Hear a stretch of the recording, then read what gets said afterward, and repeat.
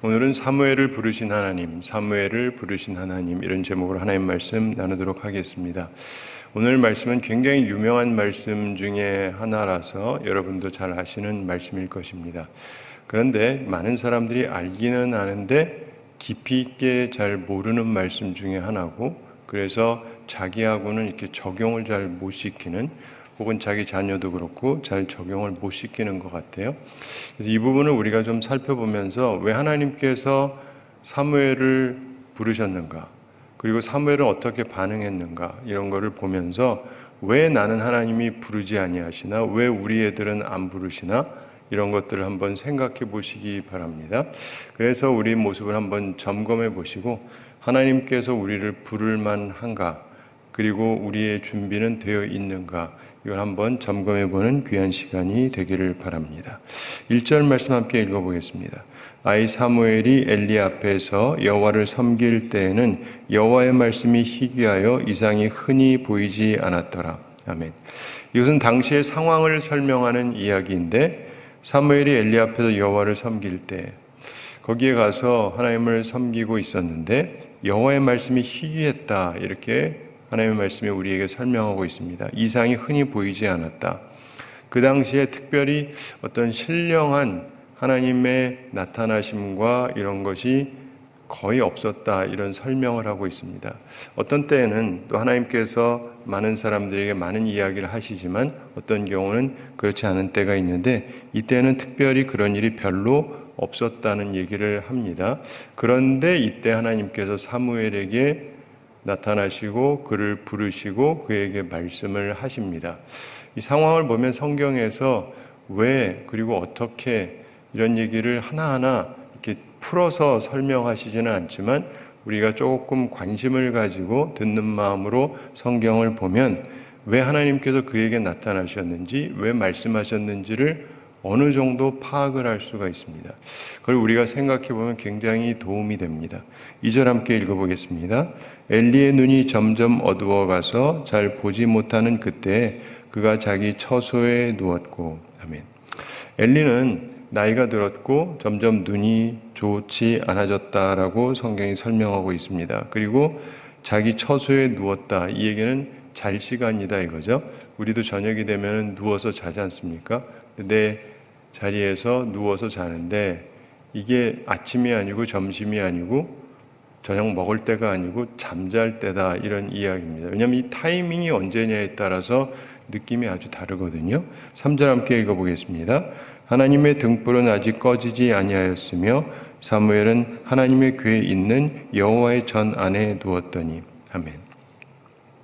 하나님의 등불은 아직 꺼지지 아니했다. 그리고 특별히 사무엘은 하나님의 궤에 있는 여호와의 전 안에 누웠다. 이것도 좀 특이한 부분입니다. 하나님의 궤가 있는 여호와의 전 안에 누웠다. 여기서 잠을 잤던 것 같아요. 자려고 누워 있었던 것 같습니다.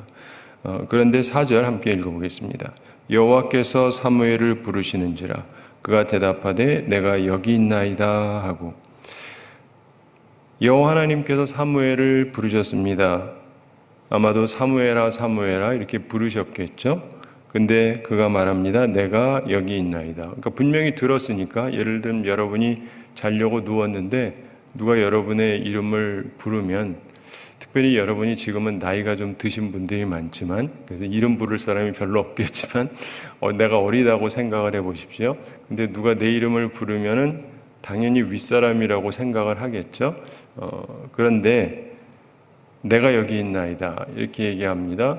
그런가 보다 하시지만, 그러니까 성경을 읽으실 때 우리 상황에다가 잘 접목을 하고 생각을 하셔야 돼요. 여러분 애 키워보셔서 아시죠? 네, 애 키워보신 분들 한번 떠올려 보세요. 애가 자려고 누워 있습니다. 얘야 부르면은 딴 방에 있으면은 옵니까? 귀찮아가지고. 왜 불러요? 혹은 대답도 안 하거나, 이런 애들이 많습니다.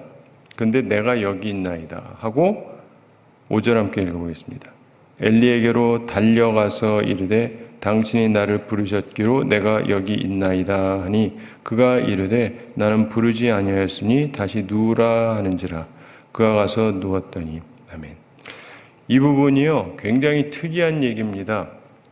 내가 여기 있나이다 하고 어떻게 했다고요? 엘리에게로 달려갔다 이렇게 되어 있습니다. 여러분, 자는 애를 깨우면은 달려옵니까?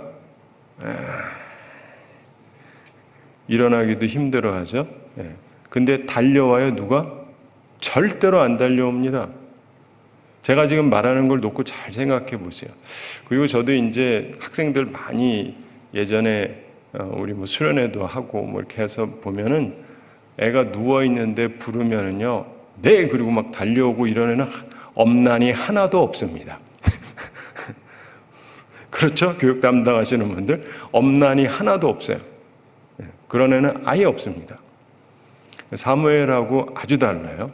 사무엘은 귀찮게 잘라고 누웠는데 사무엘아 사무엘아 그랬더니 제가 여기 있습니다 하고 막 달려가는 거예요. 이거 보통 애가 아니에요. 중요한 건 지금 하나님이 부르셔서 그런 게 아닙니다. 물론 하나님이 부르셨는데 자기는 지금 하나님이 불렀다는 의식이 없어요.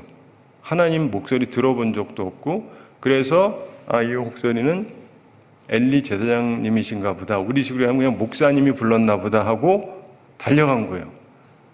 제가 부르면은 막 달려서 오느냐, 누가 달려옵니까? 귀찮게 왜 부르나 할 사람이 많은데, 그런데 달려오는 거예요.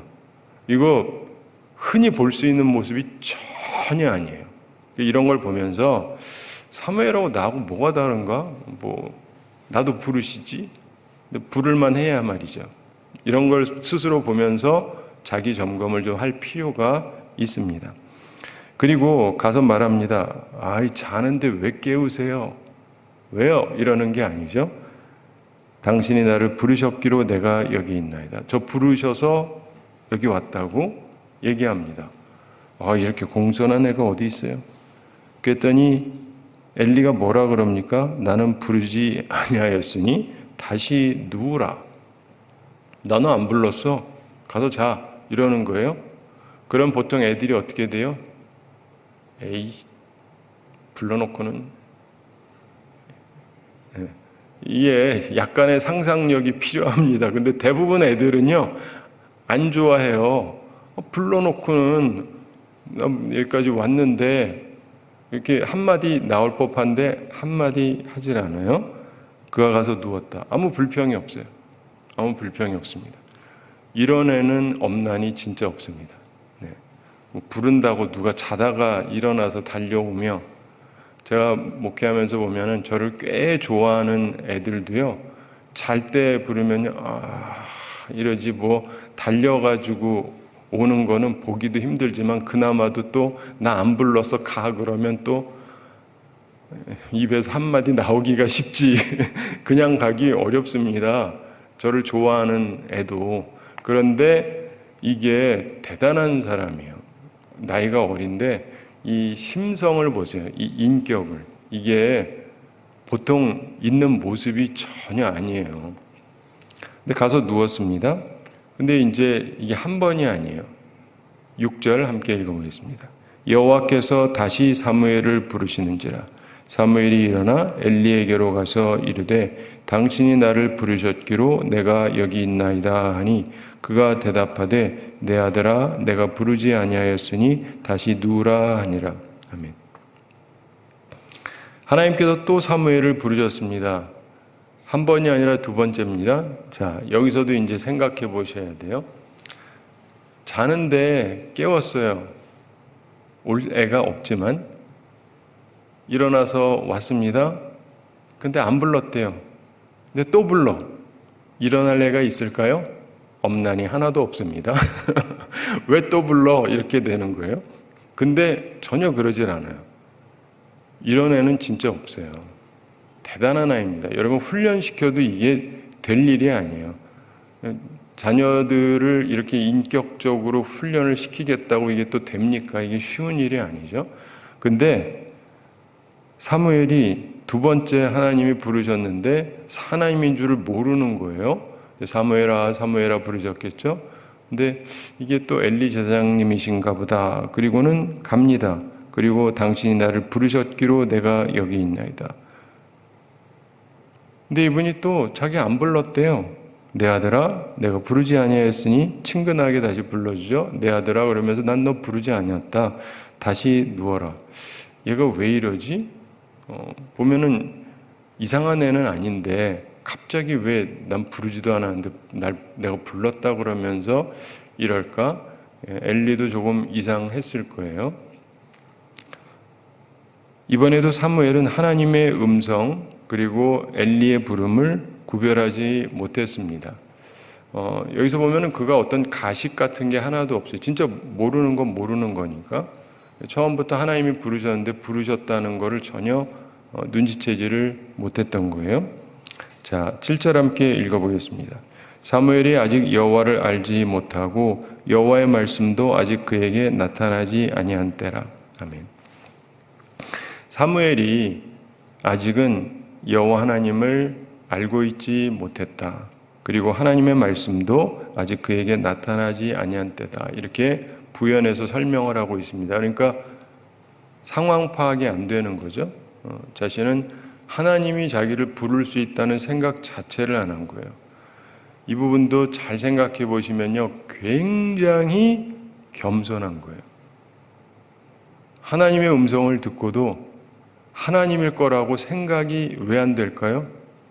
겸손하니까 그렇죠.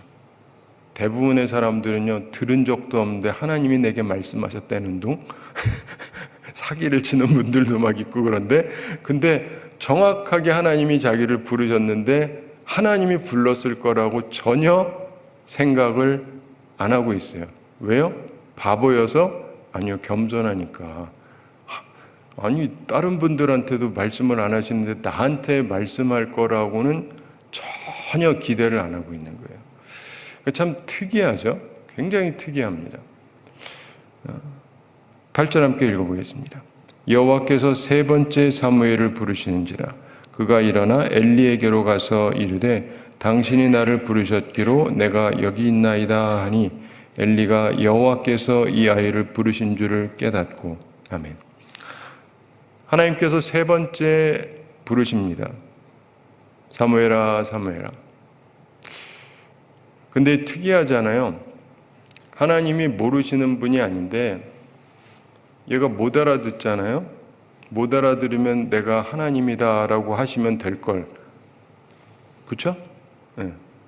저쪽으로 가면 가지마 하셔야 되는데 그냥 두시죠. 여기까지는 별로 생각을 안 해보셨죠. 하나님이 사무엘아 사무엘아 밖에 말하지 못하는 분이 아니신데 나 하나님이야 갈 필요 없어 하시면 되는데 왜 말을 안 하셨을까요? 엘리로 알게 하시는 거예요. 네? 그렇죠? 엘리한테 달려가니까 엘리가 이게 무슨 일이지? 뭐지? 얘 왜 이러지? 하니까 엘리가 느낌이 오는 거예요. 뭔 일이 벌어지고 있구나. 아니면 어찌 알겠어요. 그냥 밤에 애가 아침에 일어나가지고 하나님이 나한테 말씀하셨습니다. 그러면 제가 뭔 헛소리 하나 이러기 딱 좋죠? 근데 자기가 보기에도 이게 보통 일이 아닌 거예요. 하던 일도 아니고. 근데 하나님께서 일부러 이렇게 하신 것 같아요. 그래서 하나님이 하시는 것은요, 하시는 모든 일들은 참으로 지혜롭습니다. 그래서 어떤 거는 몰라서 안 가르쳐 주시는 것이 아니라 일부러 안 가르쳐 주시기도 하시고요. 그러나 그 모든 것에는 하나님의 놀라운 지혜가 담겨져 있는 것입니다. 그가 일어나 엘리에게로 갑니다. 그리고 당신이 나를 부르셨기로 내가 여기 있나이다. 자, 보세요. 이런 애는 엄난이 하나도 없습니다. 한 번도 아니고 두 번도 아니고 세 번째인데 간다? 스스로 생각해보면 어렸을 때 그랬나? 혹은 내 아이는 그런가? 거의 보기 힘들죠?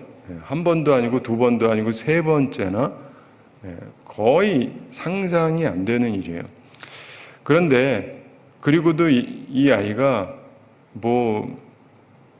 안 일어나려고 하거나 이러는 게 아니라 계속해서 갑니다. 나를 부르시니까 가요. 이게 얼마나 순종의 자세가 대단합니까? 한편으로는 약간 이상하지 않겠어요? 분명히 불러서 갔는데 안 불렀다고 하니까 약간 그렇죠? 그쯤 되면 제가 보면 대부분의 사람들이 어떻게 하는지 아세요? 그 다음에는 자는 척을 합니다. 근데 이제 자는 척하고 그냥 자는 척하고 반응을 안 하고 끝나버리면 그만이죠. 그리고 뭐 못 들었다는 둥 나중에 거짓말을 하는 거죠. 근데 거짓말을 하지 않아요. 그리고 그냥 그대로 합니다. 굉장히 순수해요. 굉장히 순수합니다. 어떻게 이렇게 순수합니까? 어린아이지만 이렇게 순수할 수가 없어요. 요즘 아이들을 보면 순수함이 많이 떨어지는 게 사실입니다. 날이 갈수록 점점 떨어져요. 옛날에는요, 거짓말을 좀 크기 전까지는 잘 못했는데 요즘엔 아주 어린 애들도 점점 거짓말을 잘해요. 점점 영악해져가지고 인간의 악함이 점점 심해지는 것 같아요. 이 거짓말은 늦게 배워야 정상인데 아주 어려서부터 그냥 몸으로 배서하는 애들도 많은데 이 사무엘을 보세요. 아주 순수해요. 하나님은 이런 순수한 사람을 찾으셨던 것 같아요. 우리에게도 이런 순수함이 필요하고 이런 겸손함이 필요하고 이런 순종이 필요한 것입니다. 대부분의 우리들은 이러한 순종의 자세가 없어요. 부르시면 간다. 사람들이 맨날 하는 말이 있어요. 목사님이니까 그렇지 하나님이면 내가 듣는다. 무슨 말인지 알죠? 예수님이면 내가 듣는다. 그렇죠? 근데 재미있는 사실은 그런 사람들은 주님이 말해도 소용이 없어요. 그리고 제자들이 예수님을 따라갈 때에도 예수님이 그리스도라고 확신했기 때문에 무조건 들었던 건 아니에요. 초창기부터. 그리고 많은 부분들을 보면 하나님을 만난 사람들을 보면은 하나님의 경우만 그렇다 하는 사람들이 거의 없어요. 그리고 우리 사무엘상에서 보게 되는 게 한나도 그렇죠? 한나가 엘리 제사장이 그냥 기도 응답 받게 되기를 바란다는 말 한마디 하니까 그거 붙잡고 믿고 전진하잖아요. 그렇죠? 그래서 진정한 믿음의 사람들을 보면요, 사람이기 때문에 내가 뭐 충성을 안 한다, 사람이기 때문에 어쩌고 이런 말 자체를 안 해요. 요즘에 그런 말들 많이 하잖아요. 우리는 하나님만, 맞습니다. 원리적으로 우리는 하나님만을 섬기는 게 맞지만 하나님께서 내 앞에 세워놓으신 분들 있잖아요. 저 같은 경우도 부모님이 계셨고 부모를 공경하라 그러셨잖아요. 근데 요즘은 부모를 공격을 하죠. 많은 사람들이 하나님이 세운 그 권위에 대해서 존중하지 않는 경우들이 많이 있죠. 근데 하나님 앞에서 그렇게 내게 세워진 권위에 대해서 존중하는 사람들이 하나님의 음성도 듣고 하나님의 인도하심도 받고 이런 경우가 훨씬 많아요. 일반적으로. 그래서 우리가 하나님 앞에서 내가 어떻게 생활하고 있는가를 잘 생각해 볼 필요가 있습니다.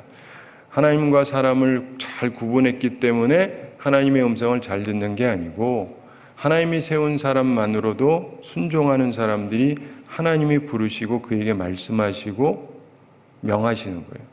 근데 여기서도 보면은 그가 순전하게 갑니다. 그리고는 엘리가 여호와께서 이 아이를 부르신 줄을 깨닫고 이렇게 성경이 설명하고 있습니다. 세 번째 그러는 걸 보니까 하나님께서 얘를 부르셨구나 라고 깨닫습니다. 그래서 이 아이는 아직도 깨닫지 못한 거예요. 깨닫지 못했는데 엘리는 깨닫습니다. 하나님이 얘를 부르셨구나. 9절 함께 읽어보겠습니다. 엘리가 사무엘에게 이르되 가서 누웠다가 그가 너를 부르시거든 내가 말하기를 여호와여 말씀하옵소서 주의 종이 듣겠나이다 하라 하니 이에 사무엘이 가서 자기 처소에 누우니라. 아멘. 엘리가 사무엘에게 이번에 얘기하는데 가서 누우라라고만 얘기하는 것이 아니라 가서 누웠다가 그가 너를 부르시거든. 지금 3번이나 누가 너를 불렀다 그러는데 나는 아니다. 근데 또 그분이 너를 부르시면 네가 이렇게 말해라. 여호와여 말씀하옵소서. 주의 종이 듣겠나이다. 이게 여호와 하나님이라는 것을 엘리는 깨달은 거예요.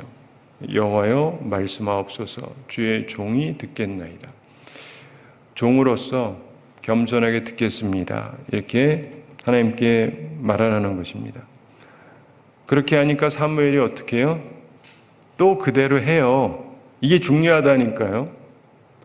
그 위에 있는 권위를 무시하는 사람이 하나님을 알아서 만나고 그러는 게 아니고요.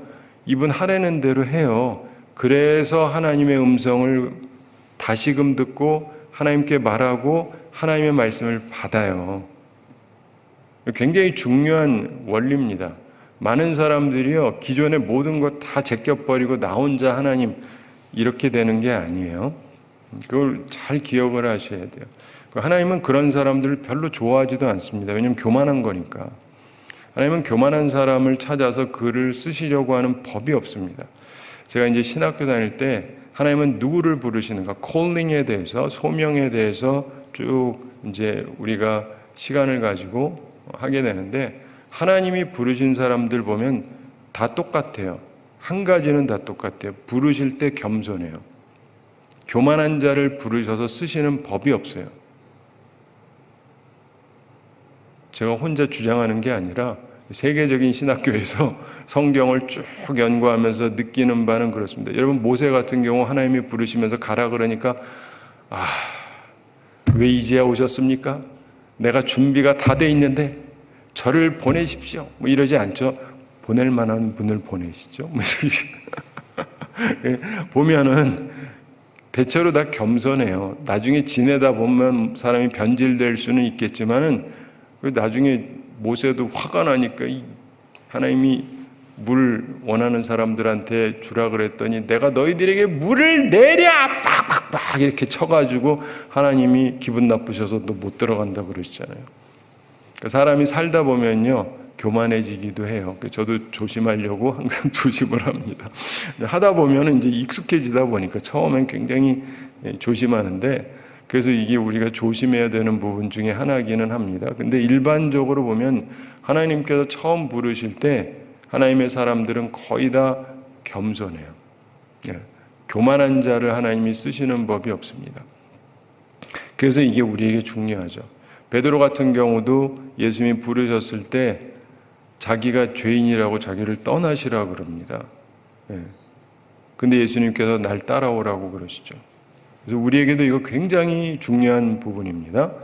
그러다가 나중에 베드로가 나중에 이제 한참 소위 수제자 같은 느낌이 드니까 주님 죽으시면 안 돼요! 이렇게 막 이래라 저래라 좋은 의미지만 그러기도 하고, 그러다가 자기가 주님을 부인하는 자리까지도 가지만, 사람이 살다 보면 조금씩 변하기도 하고 실수할 때도 있지만 근본적으로 주님이 부르실 때 보면요 겸손해요. 겸손합니다. 주님께서 겸손케 하셔서 또 쓰신다 이렇게 표현하기도 하고, 그래서 겸손하지 않으면 하라 그래봤자 듣질 않으니까, 그래서 겸손해야 돼요. 순종하는 사람이어야 되니까.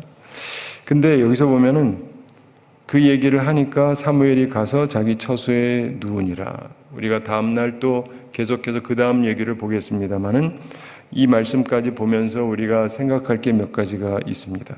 하나님께서 사무엘을 부르십니다. 사무엘을 부르세요. 그리고 사무엘을 부르시는 것은 사실은 그 앞에 있었던 하나님의 말씀이 다시금 실현이 되는 것입니다. 하나님을 만나고 하나님의 음성을 듣고 하나님께서 주시는 말씀을 받는 부분에 대해서 사무엘이 3번까지도 깨닫지를 못했습니다. 4절, 6절, 8절에 나오죠. 때로는 하나님이 부르시는데, 내 이름을 하나님이 부르고 계시는데 전혀 깨닫지 못할 수도 있다. 이걸 염두에 두는 것도 굉장히 중요합니다.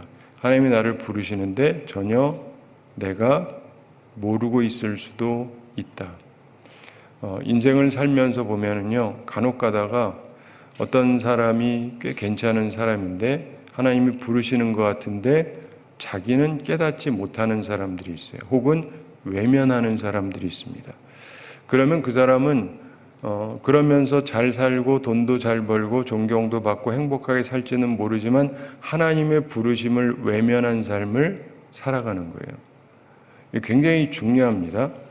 우리는요, 부르심을 따라 사는 사람들입니다. 여기서 하나님의 부르심이라고 하는 것은, 우리 크리스찬의 소명이라는 것은 흔히 2개로 얘기합니다. 첫째가 목사 되는 소명이라기보다는 첫째가 크리스찬이 되는 소명이에요. 네. 하나님의 부르심. 그래서 여러분도 다 예수님 믿잖아요. 여기에는 여러 가지 형태가 있죠. 어려서부터 어머니나 아버지가 데리고 와서 자연스럽게 하는 경우도 있고, 자라면서 누가 인도해 와서 그러는 경우도 있고, 내 발로 와서 그러는 경우도 있고, 어쨌든 간에 어느 순간에 내가 예수님을 믿는 사람으로 살기로 작정하게 되는 순간이 있잖아요. 이게 하나님의 부르심이에요. 꼭 목사만 부르심이 아닙니다. 하나님이 우리를 부르신 거예요. 교회라는 것이 에클레시아라고 해서 부르심 받은 사람들의 공동체란 뜻이에요. 그래서 하나님께서 부르시고 우리가 모여 있는 거거든요. 그래서 우리가 모였으면 부름받고 왔으니까 이제 말씀을 듣고 뭘 해야 되는지를 알아서 행해야 돼요. 우리에게 기본적으로 필요한 게 구원받음이죠. 성경의 두 가지 기능이 하나가 예수님을 믿고 구원받는 것인데, 그 다음에 두 번째가 하나님의 사람으로 모든 선한 일을 행하게 온전케 하려고 한다라고 말씀했잖아요. 그래서 교훈과 책망과 바르게 함과 의로 교육함 이런 것들이 있다고 말씀하는데, 우리가 하나님의 전에 와서 예수님 믿고 변화되고 구원받고 거듭나고 그 다음에 어떻게 살아가야 될지를 알고 살아가는 거예요. 그러면서 우리의 인생에서 내 부름을 받은 데서 살아가는 거죠. 어떤 사람은 혼자 삽니다. 혼자 사는 데에서의 부르심이 있고, 어떤 사람은 결혼을 했어요. 결혼을 했기 때문에 거기에 맞는 부르심이 있죠. 남편은 남편 역할을 해야 돼요. 아내는 아내 역할을 해야 되고, 내가 부모면 부모 역할을 해야 되고, 자녀면 자녀의 역할을 해야 돼요. 형제 자매는 자기 역할도 해야 되는 것이고, 우리에게 주어진 역할들이 있습니다. 그거를 감당을 해야 돼요. 하나님의 말씀을 따라서 그렇게 살아가야 돼요.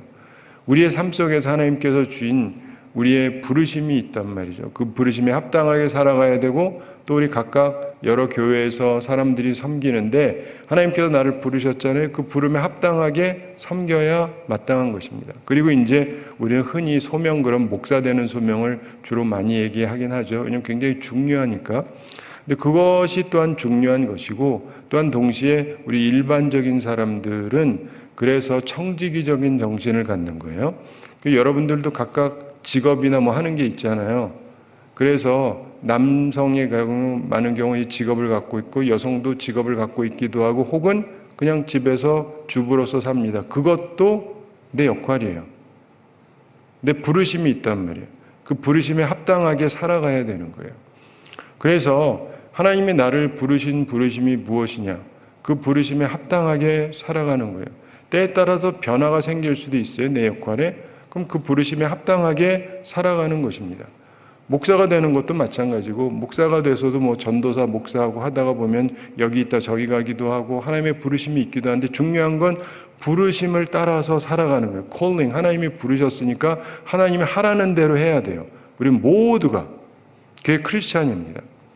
그 정신을 가지고 우리가 살아가야 되는 것이죠. 내가 하고 싶은 거 하는 게 아니고, 난 그거 싫어 그래서 안 하는 게 아니고, 주님이 하라면 하는 거죠. 이런 사람에게 주님이 말씀을 하세요. 왜냐하면 어차피 말해봤자 안 들을 사람한테 말을 한들 무슨 소용이 있습니까? 저는 몇 번 말씀드린 적이 있는데, 제가 목사 안수 받을 때 제가 설교 말씀을 들으면서 하나님께서 내게 주시는 말씀으로 알고 듣겠다, 그러고는 듣고 무슨 말씀 했는지 명확히 기억하고 지금도 그 말씀 따라서 살아가고 있어요. 근데 많은 분들이 뭔 설교 들었는지도 모르기도 하고, 예를 들면 뭐 장로님이 됐어요, 권사님이 됐어요, 안수집사님이 됐어요. 그 임직할 때 말씀을 들었을 거 아니겠어요? 하나도 기억을 못해. 기억도 못하는데 어떻게 행하겠습니까? 기억을 한다고 그대로 하는 건 아니에요. 그렇죠? 기억한다고 그대로 하는 건 아닌데, 기억도 못하는데 뭐 하겠어요? 네. 우리 세례 받을 때 우리가 교육받고 하나님 앞에 약속하는 게 있습니다. 그러면서 교인의 의무를 잘 행할 것을 약속합니다 하고 다 하게 돼 있어요. 근데 교회 가서 물어보면요, 교인의 의무가 뭔지 아는 장로님도 별로 없어요. 근데 그냥 네 하고 그냥 지나간 거예요. 그러니까 당연히 안 지키죠. 교인의 의무 첫째가 뭐죠? 출석. 네. 그래서 모든 공적인 예배에 최선을 다해서 참석한다. 이게 기본이에요. 근데 어떤 분은 출석을 안 하면서 아무렇지도 않아. 왜냐면 그게 의무라는 것도 모르니까. 그러면서 수요일도 좀 오세요. 그럼 수요일을 왜 오라 그래? 목사가 말이야. 이러는 분들, 아니 세례 받을 때 도대체 교육을 제대로 받지 못한 교회들이 너무 많아요. 그러다 보니까 자기 의무라는 것조차도 몰라요. 그 다음에도 두 번째, 세 번째 있죠. 뭐 그것까지는 얘기 안 하겠고, 근데 어쨌든 우리가 보면은 많은 경우 자기가 해야 될 의무, 그 다음에 또 권리가 있는데 이것도 잘 행해야 되는데 그것도 뭔지도 모르고 그냥 아무렇게나 하는 경우가 너무 많습니다. 사랑하는 성도 여러분, 우리가요, 주님께서는 우리를 부르시고 말씀을 하시는데 과연 그 부르심을 나는 제대로 깨달았는가? 이걸 잘 생각해 보셔야 됩니다. 또한 엘리의 말을 듣고서야 하나님의 말씀을 듣게 된 사무엘을 보면서 때로 우리에게 누군가를 통한 지침이 크게 도움이 됩니다. 그래서 그동안은 몰랐다 할지라도 오늘도 여러분이 이런 말씀을 들으면서 한 번쯤 다시 생각해 보면서 스스로를 점검해 보는 건 굉장히 유익해요. 저도 살면서 보면 제가 뭐 다 아는 것도 아니고 어떤 거는 모르고 그러면 이제 딴 분을 통해서 들으면서 도움이 되기도 하죠. 제가 이제는 아이들이 커가지고 얘들한테 뭐 들으면서 그러니? 뭐 이런 것도 자주 있어요. 그러면서 그런 것도 있구나 하는 얘기를 듣기도 하고 그러면서 우리가 살면서 보면은요 누군가를 통해서 특별히 어릴 때는 주로 나이 든 분을 통해서 배움을 갖게 되죠. 근데 이제 또 나이가 들다 보면 또 다르기도 해요. 엘리 같은 경우도 하나님이 얘한테 말씀하시네. 그 다음날 물어봅니다. 무슨 말씀하냐? 그래서 우리는 서로 배움이 있는 거예요. 그리고 하나님께서 네 번째 부르시고 나서야 예언의 말씀을 주시는데 거기에 하나님의 섭리가 있었습니다. 이 말씀을 보면서 우리가 생각할 것은요, 지위가 중요한 게 아닙니다. 지위가 높다고 하나님이 직접 얘기해 주시고 낮다고 얘기 안 하시고 그러는 게 아니에요. 그렇죠? 네. 지위로 결정되는 게 아닙니다. 하나님의 은혜는 지위에 따라서 임하는 것은 아닐 수도 있어요. 물론 지위에 따라서 주어질 수도 있죠. 그렇기 때문에 정말 중요한 것은 높은 지위를 얻고 싶다라는 생각보다는 하나님의 은혜를 입고 싶다라고 하는 소망을 가지시는 게 더 좋습니다. 교회에 와서 하나님께 예배드리는 것은 예배를 통해서 하나님을 만나야 되는데 하나님을 만나기 위해서 오는 게 중요하죠. 제가 예전에 저는 이제 목사다 보니까 다른 사람에 비해서 예배에 집중해서 은혜 받는 게 좀 쉽지가 않습니다. 왜 그러냐면 저는 말씀을 전해야 되잖아요. 은혜를 끼쳐야 되잖아요. 여러분은 받으면 되지만. 그래서 오늘 은혜를 끼쳤다고 끝나는 게 아니라 내일 또 해야 되고 내일 또 해야 되고 다음 주에 또 해야 되고 계속 해야 되니까 나는 예배를 드리면서 은혜를 받고 끝내는 게 좀 쉽지는 않습니다. 어쩌다가 이제 다른 곳 갔을 때, 미국에 갔을 때 한 번은 어떤 교회를 갔어요. 목사님이 말씀을 하시고 미국 교회를 한번 갔는데 흑인 교회인데 또 목사님은 또 백인 목사님이에요. 특이한 교회인데 말씀을 이렇게 듣고 찬양도 듣고 그런데 편해요. 저는. 왜냐하면 여기서 내가 뭐 할 일이 없잖아요. 그냥 나도 앉아서 예배만 드리면 되니까. 근데 평상시에는 내가 다 이렇게 뭘 해야 되잖아요. 잘 돌아가 나도 봐야 되고 이렇게 다 해야 되니까. 근데 이제 난 편안하게 몰입해서 찬양도 듣고 찬양도 하고 말씀도 듣고 굉장히 좋아요. 근데 우리에게 하여간 은혜롭다라고 하는 것은요, 사실 그냥 듣기만 해도 참 은혜롭습니다. 좋은 데 가면. 근데 우리가 살아가면서 보면은 꼭 높아야만 좋은 게 아니고 낮더라도 은혜 가운데 있으면 좋은 거죠. 그리고 동시에 또 그런 것도 있어요. 제가 목회를 하면서 느끼는 게 이렇게 열심히 해도 어떤 경우는요, 아무도 집중을 안 하실 때가 있어요. 느껴져요. 굉장히 중요한 말씀인데 아무도 집중을 안 해요. 그러면 제가 무슨 생각을 하냐면 우리 교우들은 아무도 집중을 안 하지만 나라도 집중해서 듣고 순종해야 되겠다라고 개인적으로 생각해요. 네. 저 말씀 전하고 끝나지 않습니다. 이것도 나한테도 주어진 말씀이니까 이분들은 신경 안 써도 나는 신경을 써야 되겠다. 그러면서 이 생각을 해요. 주님이 얼마나 답답하실까? 이렇게 말씀하시는데 아무도 귀를 안 기울이니 얼마나 기분이 상하실까? 주여, 저는 듣겠습니다. 이런 마음으로 주님 앞에 살아가기도 해요. 사랑하는 성도 여러분, 지위 고하의 문제도 아니고 무슨 역할을 하나가 중요한 것도 아니고 항상 우리 속에 은혜에 대한 갈급함이 필요해요. 심령이 가난한 자가 복이 있다 그러잖아요. 오늘 주님이 나한테 은혜를 안 주면 난 굶는다. 이 생각이 있어야 돼요. 나 오늘 꼭 은혜를 입어야 된다. 이게 있어야 돼요. 항상 보면은요, 간절함으로 나오는 사람이 있습니다. 이런 사람은 반드시 은혜를 최대한 받아서 가요. 그리고 그렇지 않은 분들은 뭐 잘하나 보자, 설교 어떻게 하나 보자, 이런 분들은 그냥 이렇게 찔끔 받아가든지 뭐 그래요. 그래서 여러분들이요, 하나님 앞에 왔다는 걸 잊으면 안 돼요. 여기뿐 아니라 어디를 가더라도 내가 하나님 앞에 왔다는 걸 잊으면 안 돼요. 네, 얼마 전에도 우리 부목사님들이랑 있으면서 얘기를 했는데 몇 주 전에 어느 목사님이 설교를 했는데 설교 제목 뭔지 기억하냐?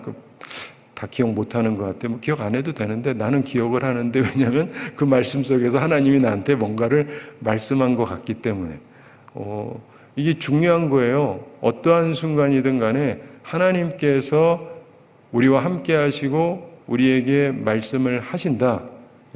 전달하는 사람이 내 사정을 알고 모르는 거하고 상관이 없어요. 하나님이 살아계시고 하나님이 그 전달자를 통해서 나한테 뭔가를 전달하고 계시는 거거든요. 이거를 뽑아서 받을 수 있는 자세가 필요해요. 그래서 저는 웬만한 분을 만나도 다 은혜를 받는 편입니다. 비판도 다 할 수 있어요. 웬만한 거 다 비판할 수 있어요. 제가 바보는 아니니까 비판도 잘할 수 있지만, 그러나 또 동시에 누구를 만나도 은혜를 받습니다. 제가 언젠가 어떤 교회를 수요일 날 갔었는데, 대학교 시절에 담임 목사님이 설교를 하시는데 성경 한 군데 딱 읽고는요, 성경 설명도 안 하고 딴 얘기만 하세요. 우리 교회가 그러면서 옛날에 그러면서 개척을 할 때 어쩌고 저쩌고 다 좋은데, 그리고는 성경 얘기는 하나도 없고 딴 얘기만 하다가 다 끝나세요. 내가 머리가 복잡했어요. 특별히 대학생 때니까 이제 좀 이렇게 비판적인 생각이 있잖아요. 근데 한 가지 생각을 하죠. 주님이 나로 하여금 이 말씀을 왜 듣게 했을까? 그러면 꼭 뭔가 나오는 게 있어요. 하나가 있습니다. 이 목사님은 이 교회를 굉장히 사랑하는구나. 이분은 이 교회를 되게 사랑하시는구나. 이거 배워야 되겠다.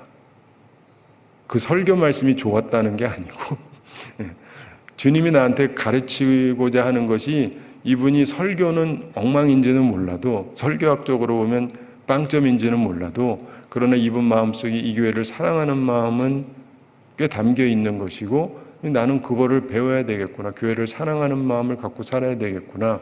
저런 분도 계시네. 나도 좀 그래야 되겠구나. 물론 내가 그때 대학생이었지만, 그러면서 여러분들도요, 어느 순간이든 하나님의 은혜를 받을 수 있는 사람이 되는 게 중요해요. 그러면 하나님께서요, 수많은 순간에 아무에게도 은혜가 임하지 않을 때에도 내게는 은혜를 베푸시는 거예요. 이 말씀을 기억하면서 사무엘을 부르신 하나님께서 여러분도 부르고 계시다는 걸 꼭 기억하시고, 하나님의 부르심을 깨닫고 그 부르심에 반응하시고, 그래서 하나님의 말씀을 따라서 온전하게 살아가는 우리 모두가 되기를 바랍니다. 우리 함께 기도하겠습니다. 사랑의 하나님 아버지, 우리를 사랑하시고 오늘도 저희들에게 귀한 말씀 주심을 감사드립니다. 저희는 힘이 부족하고 어리석습니다. 오늘도 주의 말씀을 들으면서 깨달음을 얻게 해주시고, 저희들이 지혜를 얻게 하여 주시고, 저희들의 모습을 한번 돌이켜보고 주의 말씀의 빛으로 조명해 보면서 저희들의 모습을 점검하게 하여 주시옵소서. 주님, 저희들은 힘이 부족합니다.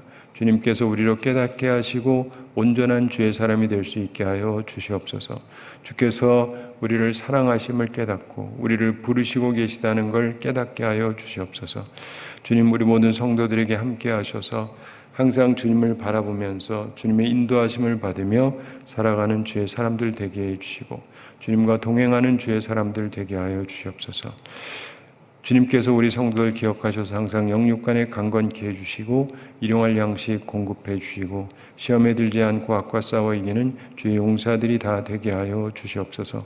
오늘도 주님과 함께 살아가면서 하나님의 은혜 가운데 거하는 우리들 다 되게 하여 주시옵소서. 감사드리며 예수님의 이름으로 기도드리옵나이다. 아멘.